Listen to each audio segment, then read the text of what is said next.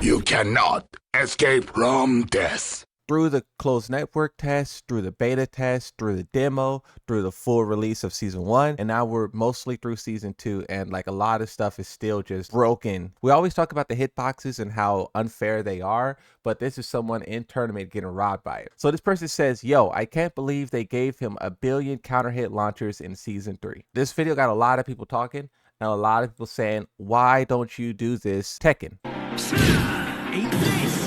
This first thing is what I saw, right? You see Steve Fox go for that plus frame punch or whatever, right? And then he does a heat smash, and then the other Steve Fox sidesteps, and then the heat smash whiffs, right? So no tracking there, but then also the other hits don't come out. This is something that I wish they would do, where like if you whiff your heat smash, you only do the first hit, and then nothing else comes out. Don't do the whole 7 hits of the heat smash and then fly down the stage and then transition into a stance, and then that stance turns you around facing the opponent. The opponent is running at you, so you can't really stop and block that well in this game. They nerfed it, right? They nerf running and stopping and blocking because they don't want you to do that. They want you to commit to it. So then you get killed for trying to whiff punish their heat smash. So this change is much better, and this is what a lot of people want to see out of this game.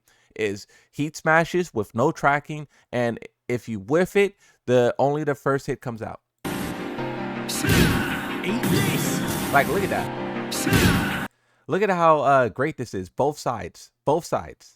Like, that's what it should be. And then that's a change for the full heat smash, right? They now look, this one is more cinematic, where you're saying like don't turn on the camera angles and whatnot. I kind of don't really care about that. Like, you know, it's up to them if they want to put weird camera effects and whatnot. This is a 5 Fox Fury. Use this complete health bar or heat bar. So you can't do this moving and maintain in heat. And I think that's a good idea, right? If you use some super heat enhanced attack, you kind of give up your heat. But at the same time, how would this impact the game? Because if people are choosing between doing this and doing a heat smash, will people just instead do heat smashes? I guess it depends like what you want to do. At the wall, heat smash, wall splats perfectly. In open space, forward 1+2 launches, right? So maybe there's a difference there. 5 Fox Fury consumes all heat. Steve only has 1 heat engager, Sonic Fang. So this part I don't know about. I don't know about having 1 heat engager. I don't know. This part is like wishful thinking that will maybe never happen. You know, 1 heat engager. And I don't even know if I would want that. If they took away Yoshimitsu's back to 2, forward 1+2, 3, 1, so all 3 of those moves are heat engagers. If they only use like forward 1+2, I don't know how that would impact the game, and I don't know if that's necessary. You know what I mean? Like, they could leave the multiple different heat engagers. Probably a character has one that's like kind of cheap or something, and they could address that. But I don't think whittle every character down to 1 heat engager.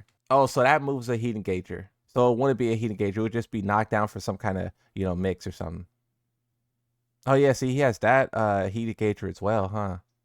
Up to Shoryuken is removed to preserve character identity. You know, Steve Fox players would be raging about this, but this is the Steve Fox player who made this, right? Strong aerial tailspin mechanic removed. Yeah, the tailspin should most certainly be removed. That was put in the game just to ruin it, in my opinion. They knew that in the beta, combo damage or combo travel, combo length was a big problem, right? Harada literally went on record. He has 2 tweets and an official interview where he talks about how the problem in the beta is that combos are too long. And they kind of tried to address that in a weird roundabout way, where they put the blame on the heat burst and how you can heat burst in a combo and spike.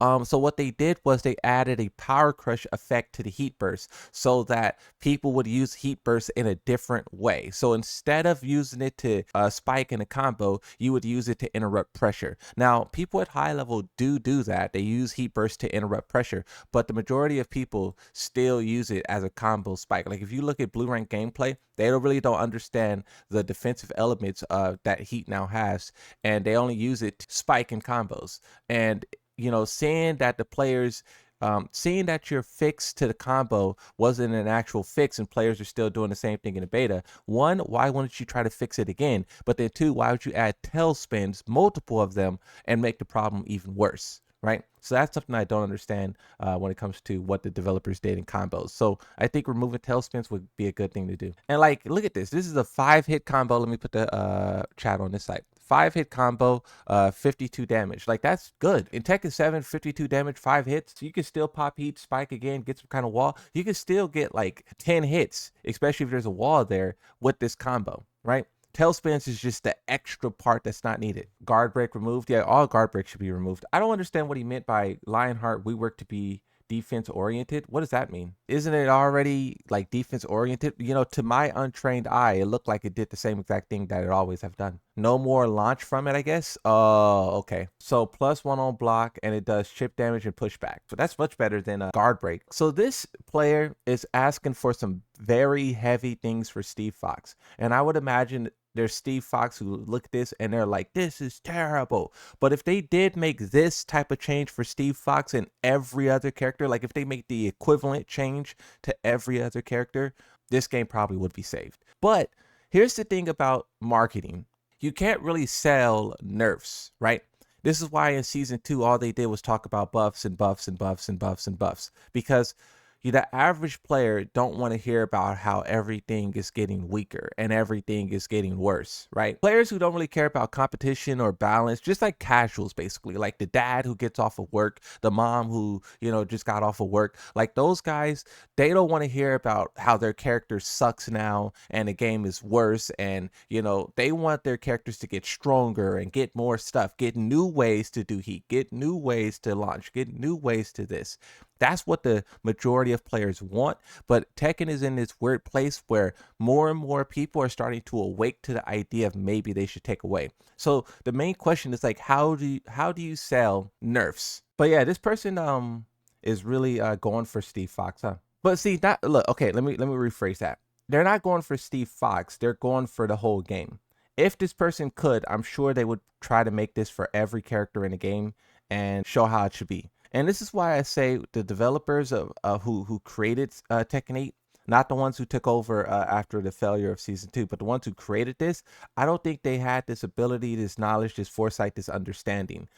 If the rumors are true about those guys being a bunch of Soul Calibur devs, it would make sense why they did all this garbage that they did. Because from what I hear, Soul Calibur 6 wasn't the pinnacle of game design either, right? And that's what I mean when I say like this game can be saved. There is potential, but the developers have to want to do it. These suggestions that this player is making, the developers have to want to push the game in this direction, because we know they put a lot of this stuff in the game. It took them 8 hours total to do this. Yeah, so if he did this for 40 characters, right, do 8 times 40, right? That's a lot of hours, right? So but really, I think the person who put this together, they made their point, right? This got like 200,000 views. It got like over 1,000 likes. Pretty much everyone has seen this video, at least the Twitter people, right? This person done their work of showing how Tekken 8 can be pushed in the right direction to be made to salvage, right? Here's what I will say. Steve Fox isn't as bad as a character as some of the others, right? Lydia, how would you like... Look, if this person was willing to do another 8-hour video, I would like to see them do one for like Lydia or Anna or Clive or Harang. You know what I mean? Like, there's certain characters in this game that is in a way worse position than Steve Fox.